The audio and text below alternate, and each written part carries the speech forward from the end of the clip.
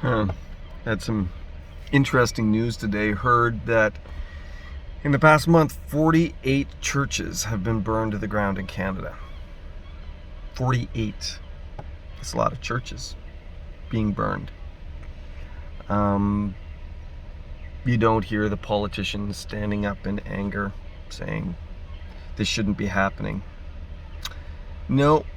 Some are actually encouraging it, promoting it, saying it's deserved.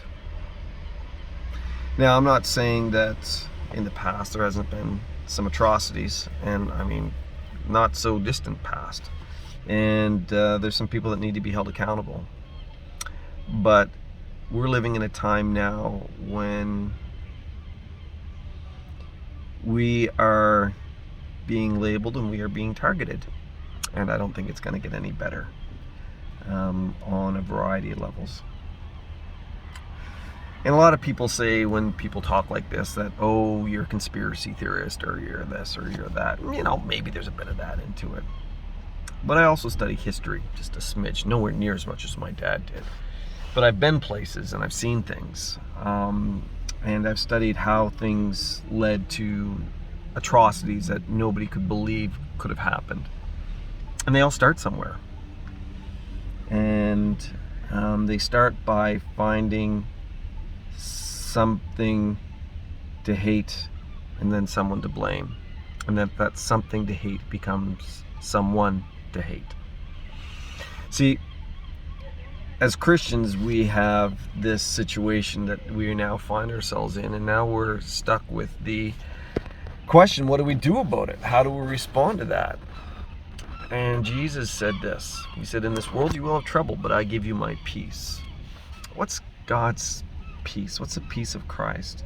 I mean, the Catholic Church, one of the things that they say consistently is that, we greet each other with the peace of Christ. And what is that? This is what I believe it is. The peace of Christ is not living a life thinking there'll be no trouble. The peace that Jesus gave was a peace that he had, even though he knew that he was going to the cross. He knew that he was going to be physically destroyed. He knew that he was going to be separated from his Father. He knew that he was going to take the sins of the world. He knew that he was going to go to hell. He knew he was going to do all those things, and yet he said he had peace. Why? Because the peace of Christ is recognizing that there's a plan of God. And when you recognize that the peace of Christ is recognizing there's a plan of God, it means that we can now have confidence in our purpose. And our purpose on earth is to go into all the world. And as you're going, make disciples. And that is telling people to watch my life, watch what I do, watch the faith that I have, and see what God is doing in my life, and recognizing that God can do the same in yours.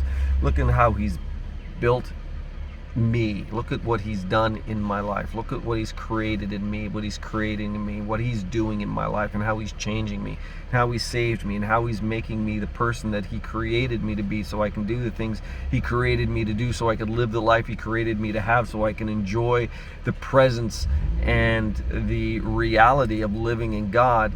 And therefore I can have peace no matter what's going on around me, because I know that it's the plan of God that gives me purpose in my life, and it's circular. It goes around and around and around.